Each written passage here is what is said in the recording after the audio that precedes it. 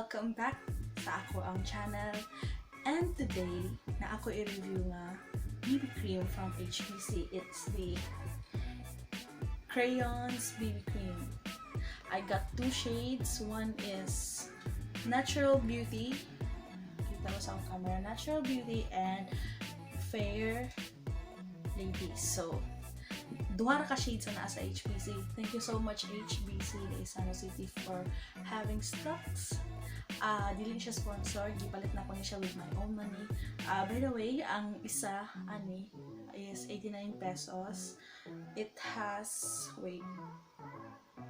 let me see. It has 25 ml of the product. So not bad. And 0.85 fluid ounces. So not bad for the price, 89 pesos. I-test na to. Why hani siya nga BB cream gina-rave sa mga vloggers sa YouTube. So, ato ang testing. So, hindi akong status ang face, no? As you can see, wala akong make-up. Magutang lang taog. Wait. Ito lang yung i-secure. Mag-mist lang ta. Kung igamit is ang Mumuso Aloe Moisturizing Facial Spray. Mo lang niya kung igamit. Wala, dili sa tambag primer para matas na to ang BB cream ko unsa jud siya kanindot. So, wait. So, spray. Pak, bongga. Char. Ana lang. So, okay na siya. Next is, i-check na to kung unsa akong bagay sa akong skin tone.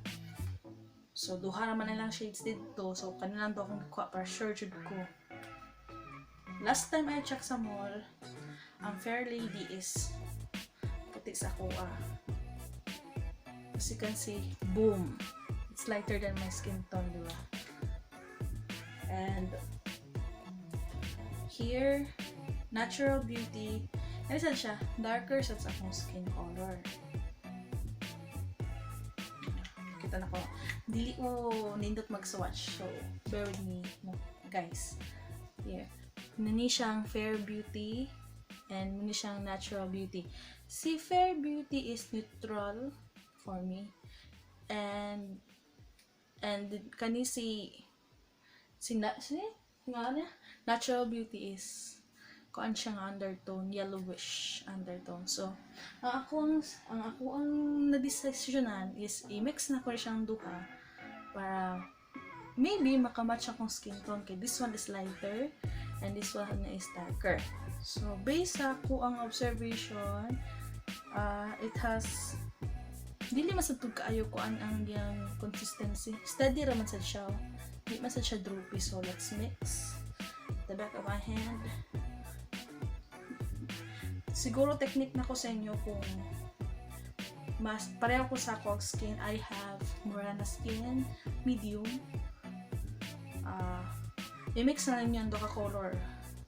Kaya mara feeling na ko liligid mo watch yung skin tone kaya ang isa hayod ko yun sa kabigadar. So, check na to. Uy, okay na.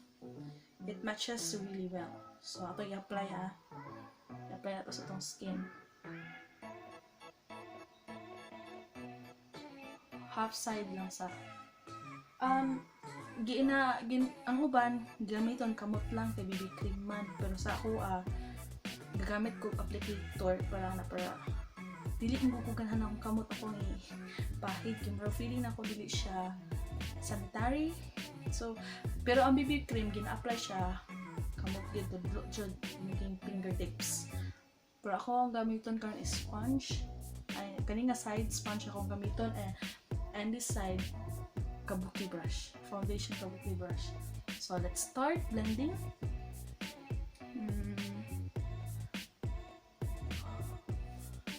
Uy, bongga siya. Ay, akong sponge is from mine. Nasa Watson's na palette. Mine sponge. I got the pink one. Itong paborito na ko, pero so wala pa siya nalabahan. Gamit na ko recently. Labongga siya pagka-blend. Wala ko yung mirror dari ang akong gibasihan is kamo lang guys, ang camera lang. Oh my gosh. Look at that coverage. Wait lang. Na-excite ko. Wait lang. Sad lang.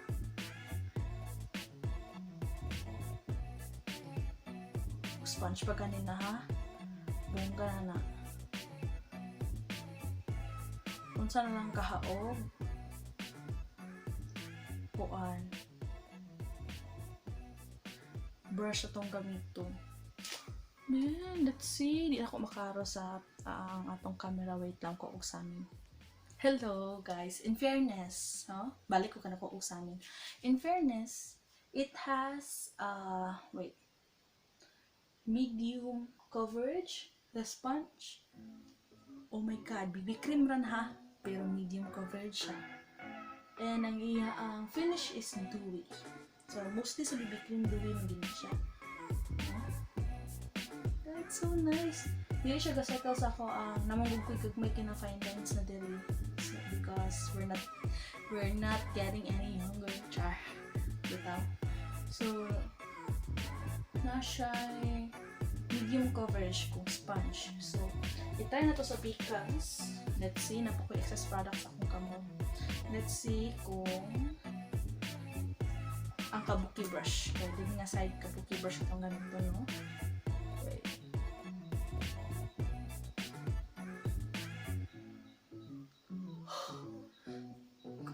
So far, so good. Ganahan ko sa iya. Blend na to.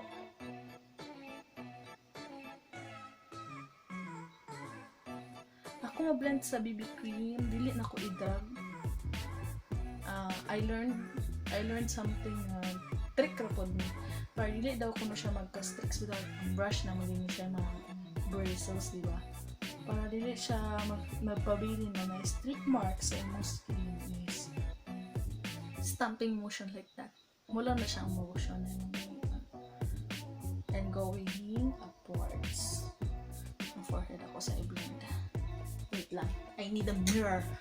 I need a mirror to blend everything.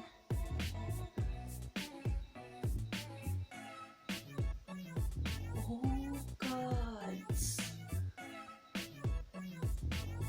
I think kung magamit ka brush, mas kuan siya.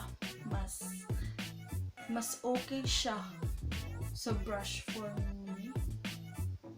Actually, same naman sila. Same sila. But if you want more coverage, added coverage, maybe use brush. Okay, ang sponge magod na-absorb mo na nila. Oh god. BB cream. Ito na ang neck. I will put some BB cream on my neck for much. Yeah. Oh my gosh. In fairness Jude. What else can I say? This BB cream is outstanding. Wala ko na-expect nga na niyang coverage ako It became full kung ako pang dagdagan og another layer. Pero this is enough. Okay lang this ako Nice. Nice siya. If well blended, sa forehead ito i-blend. Nice siya. Gahatag siya og subtle glow. Dili siya yagit na glow. You know what I mean? Yeah, okay ra siya for me. If I gave this product a rating from 1 being the lowest and 5 being the highest, I would say na siya sa 4.5. Ina ko siya gusto. Oh God. Makikita niyo. Dili na kayo nakita kong sumpa. Natural ang yan dating sa ako. Dili kalata nga pak! Naka-makeup ka. So guys, I will finish the rest of my makeup and mubalik ako later. So, and now I'm back with a vengeance. Char lang. So, okay na. Naka-makeup na ko. Minimal lang. Kaya gabi na ako. dili na ako i-roadcast to. Ako lang yung istorya ang akong thoughts about ani. So, first things first, for 89 pesos, okay kay siya bay? Sulit kay siya. Feeling na ko mag-last ni sa kuha siguro mga sa akong skin 6 to 7 hours. So, ma-blat siguro ko ana kaisa. Mag-retouch siguro ko kaisa. And basta ang iyang feeling na ako, it's because pag kuha na ko sa powder, ni-intact din siya. As in, natural coverage yun yung gihanap, pero libog siya. BB cream nga mura foundation nga basta BB cream nga na eye coverage. So, diba? Bongga. Sensyahi ang labay kay daplin mo sa dala na mong balay. So, normal lang ni motor. So, kung inyo kubuhatan on, is this BB cream worth buying or worth trying? For me, it's a yes. It's because barato lang and feeling ako sa oily skin. Pack pen sa oily skin. So, try it. Wala man sa kuan. Disclaimer lang. Dili tanan makeup, dili tanan mga products na gi-produce na ko sa channel, akong gi-feature sa channel. Kung nag-work sa ako, nga siguro dili sad ma-work sa inyo or vice versa. So, mula ko ika-storya sa Crayons BB cream. Available siya sa Gaisano City, sa first floor CDO, sa mga taga CDO niya. So, available siya sa HPC sa Gaisano. So, that's it mga loves. Thank you so much for watching. I hope na-enjoy niyo ang video with me. Kaya ako na-enjoy sa inyo. So, please like, comment, and subscribe to my channel. Thank you so much mga loves. And that's it. See you on my next video. Bye!